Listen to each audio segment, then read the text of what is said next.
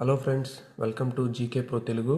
ఈ వీడియోలో మనము ప్రతి కాంపిటేటివ్ ఎగ్జామ్కి ఉపయోగపడే మోస్ట్ ఇంపార్టెంట్ 25 జీకే క్వశ్చన్స్ నేర్చుకుందాము. మన ఛానల్కి ఫస్ట్ టైం వచ్చిన వాళ్ళు తప్పకుండా సబ్స్క్రైబ్ చేసుకోండి. అలాగే ఈ వీడియోని లైక్ చేయండి friends. Let's get started. First question, Rourkela steel plant ఏ రాష్ట్రంలో ఉంది అని అడిగాడు. ఆప్షన్ ఏ ఒడిషా, పశ్చిమ బెంగాల్, ఛత్తీస్గఢ్, రాజస్థాన్. రూర్కెలా అనేది మనకు ఒడిషాలో ఉంది. దీన్ని మనం ఎలా గుర్తుపెట్టుకోవచ్చు అంటే, రూర్కెలా అంటే ఇలా వస్తుంది కదా, ఓ ఉంది కాబట్టి ఒడిషా అని గుర్తుపెట్టుకోండి. ఓ. ఓకేనా ఫ్రెండ్స్, చాలా easy. Odisha is the correct answer. Second question, Lok Nayak అని ఎవరిని పిలుస్తారు? JP Narayan, LK Advani, LB Shastri, GL Nanda. Answer ఏంటంటే Jayaprakash Narayan is the correct answer. ఈయననే మనము లోక్ నాయక్ అని పిలుస్తాం.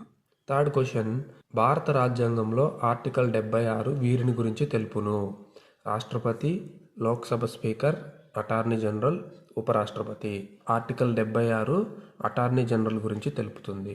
ఫోర్త్ క్వశ్చన్, భారతదేశంలో మొదటిసారి బ్యాంకుల జాతీయకరణ జరిగిన సంవత్సరము? 1965, 1967, 1969, 1971. దీని కరెక్ట్ ఆన్సర్ 1969. ఓకేనా ఫ్రెండ్స్, అప్పుడు మన ప్రధానమంత్రి శ్రీమతి ఇందిరాగాంధీ గారు. అలా కూడా అడగచ్చు క్వశ్చన్. తర్వాత 5వ క్వశ్చన్ చూద్దాం. శ్రీ ఏపీజే అబ్దుల్ కలాం గారు భారతదేశానికి ఎన్నవ రాష్ట్రపతి అని అడిగాడు. అంటే ఫిల్ ఇన్ ద బ్లాంక్స్ లాగా అడిగాడు. 10, 11, 12, 13. దీనికి ఆన్సర్ ఏంటంటే 11వ రాష్ట్రపతి. అబ్దుల్ కలాం గారు 11th ఇండియన్ ప్రెసిడెంట్గా పనిచేశారు. ఆయన యొక్క పీరియడ్ 2002 to 2007. ఆయన చాలా ఫేమస్ వ్యక్తి. అందువల్ల ఆయన గురించి ఇలాంటి క్వశ్చన్లు కూడా అడిగే ఛాన్సు ఎగ్జామ్స్లో ఉంటుందన్నమాట. Next question number 6. భారతదేశంలో స్థానిక సంస్థల పితామహుడుగా పిలువబడే బ్రిటిష్ వైస్రాయ్ ఎవరు? Lord Canning, lord Lytton, lord Minto, lord Ripon.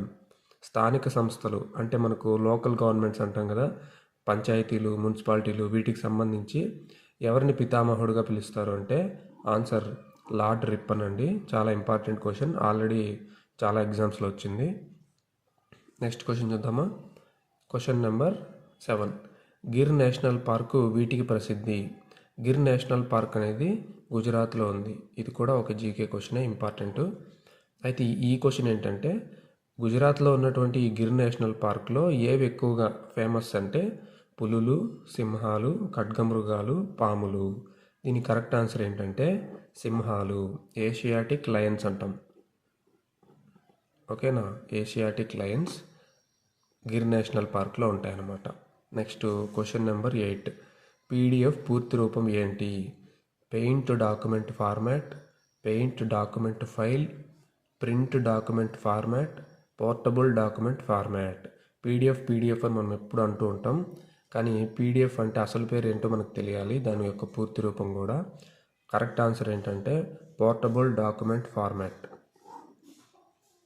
Next question number 9 చూద్దాము. పొటమాలజీ అనున్నది వీటి గురించి అధ్యయనం చేస్తుంది?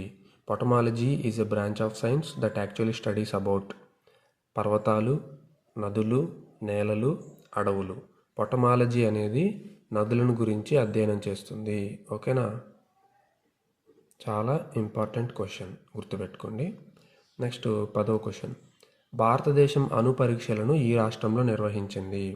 న్యూక్లియర్ టెస్ట్స్ అనేవి మనకు 2 సార్లు జరిగాయి ఇప్పటి వరకు. ఎప్పుడు కూడా ఇలాంటివి కొంచెం డేంజర్ కాబట్టి ప్రజలు లేని చోట నిర్వహిస్తారు. అంటే జనసాంద్రత అనేది చాలా తక్కువగా ఉండే చోట్ల. ఆప్షన్స్ చూద్దాం. జమ్మూ కాశ్మీర్, గోవా, తమిళనాడు, రాజస్థాన్. రాజస్థాన్లో ఎడారి ఉంది కాబట్టి ఇదే మనకు కరెక్ట్ ఆన్సర్, గుర్తుపెట్టుకోండి. 2 సార్లు జరిగాయి, 2 సార్లు రాజస్థాన్లోనే జరిగాయి. నెక్స్ట్ క్వశ్చన్ చూద్దాము.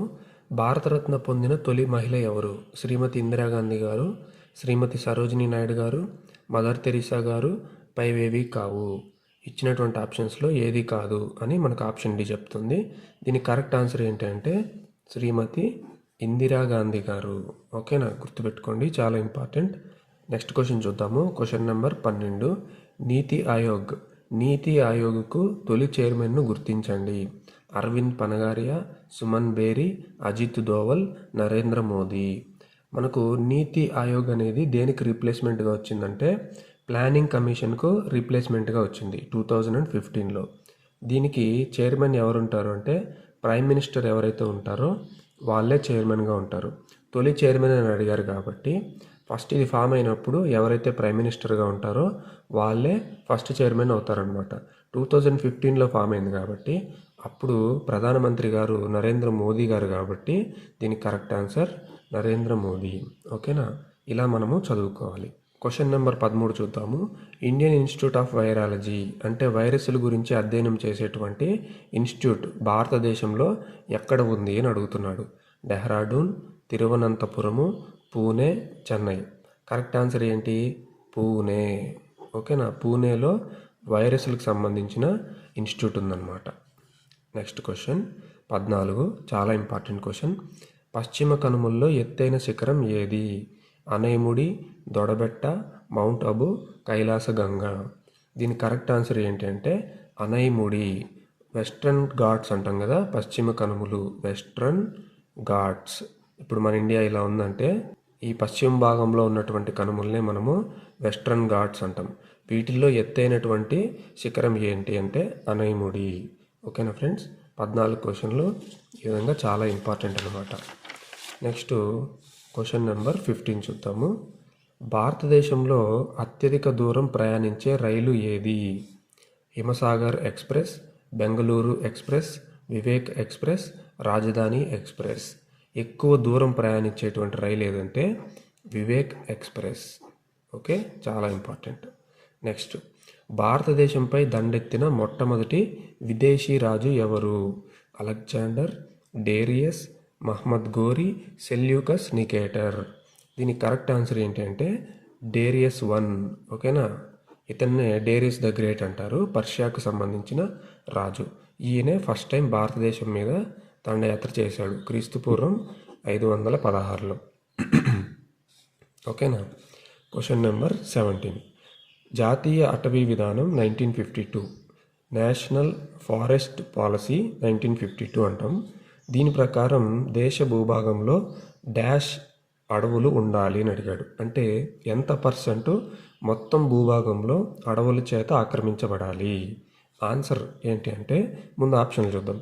25%, 30%, 33%, 42%. సో మొత్తం ల్యాండ్లో ఫారెస్ట్ కవరేజ్ అనేది 1/3 ఉండాలి ఫ్రెండ్స్. ఓకేనా, 33% ఉండాలి, గుర్తుపెట్టుకోండి. ఇప్పుడు క్వశ్చన్ నెంబర్ 18 చూద్దాము. హైకోర్టు ప్రధాన న్యాయమూర్తి చేత ప్రమాణ స్వీకారం చేయించినది. అంటే హైకోర్టు ప్రధాన న్యాయమూర్తి గారు నియమించబడేటప్పుడు ఆయన చేత ఎవరు ప్రమాణ స్వీకారం చేయిస్తారు? ఓత్ అంటాం కదా, దాన్ని ఎవరు చేయిస్తారు అంటే రాష్ట్ర ముఖ్యమంత్రి, రాష్ట్ర గవర్నరు, రాష్ట్రపతి, సీనియర్ హైకోర్టు జడ్జి. ఇలా ఇచ్చాడు ఆప్షన్స్. కరెక్ట్ ఆన్సర్ ఏంటి అంటే రాష్ట్ర గవర్నర్ గారు. Okay, this is the correct answer. రాష్ట్ర గవర్నర్ గారే హైకోర్టు ప్రధాన న్యాయమూర్తి గారిచే ప్రమాణ స్వీకారం చేయిస్తారు. ఓకేనా. Question number 19.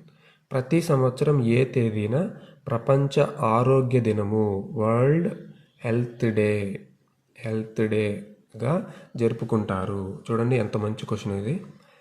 ఆగస్టు 9, జనవరి 11, ఏప్రిల్ 7, డిసెంబర్ 17. దీని కరెక్ట్ ఆన్సర్ ఏంటి అంటే ఏప్రిల్ 7న మనము హెల్త్ డేగా జరుపుకుంటాం ఇంటర్నేషనల్ లెవెల్లో. ఓకేనా ఫ్రెండ్స్, 19 క్వశ్చన్లు పూర్తయ్యాయి. ఇవన్నీ ఇంపార్టెంటే. ఇప్పుడు 20వ వెళ్తున్నాం. ఐక్యరాజ్య సమితి పర్యావరణ కార్యక్రమం, యునైటెడ్ నేషన్స్ ఎన్విరాన్మెంట్ ప్రోగ్రామ్ ప్రధాన కార్యాలయం ఇక్కడ ఉంది. ఇది మనకు ఐక్యరాజ్య సమితి అంటే యునైటెడ్ నేషన్స్ యొక్క అనుబంధ సంస్థల్లో ఒకటనమాట. ఇది ఎక్కువగా పర్యావరణం గురించి ఫోకస్ చేస్తుంది. దీనికి హెడ్ క్వార్టర్స్ ఎక్కడ ఉంది అని అడుగుతున్నాడు. Nairobi, New York, Geneva, Rome. దీనికి కరెక్ట్ ఆన్సర్ ఏంటంటే నైరోబీ. ఇది కెన్యాలో ఉంటుంది. ఓకే. Question number 21. భారతదేశ కాలమానానికి ప్రామాణిక రేఖాంశం ఏది? మనము ఇండియన్ స్టాండర్డ్ టైం అంటాం కదా. ఇండియన్ స్టాండర్డ్ టైం అనేది ఏ రేఖాంశం ఆధారంగా, ఏ లాంగిట్యూడ్ ఆధారంగా మనము తీసుకుంటున్నాము అంటే చూడండి, ఇప్పుడు మన ఇండియా ఇలా ఉందనుకోండి. ఇది వెస్ట్రన్ మోస్ట్ లాంగిట్యూడ్ అంటే అత్యంత పశ్చిమాన ఉన్నటువంటి రేఖాంశం. ఇక్కడ అరుణాచల్ ప్రదేశ్ ఉంటుంది చివరిలో. ఇది మనకు ఈస్టర్న్ మోస్ట్ లాంగిట్యూడ్ అనమాట ఇండియాకి సంబంధించి. టైం ఇక్కడ ఒకలాగుంటుంది, ఇక్కడ ఒకలాగుంటుంది. ఎందుకంటే రేఖాంశాన్ని బట్టి టైం మారుతుంది కదా. అప్పుడు అందరికీ కలిపి ఒకే స్టాండర్డ్ టైం ఏది ఫాలో అవుతాము అని అడిగాడు అనమాట. ఏ రేఖాంశం అంటే 82.5 డిగ్రీ తూర్పు రేఖాంశము అని గుర్తుపెట్టుకోవాలి. Most important question. 82.5 east longitude.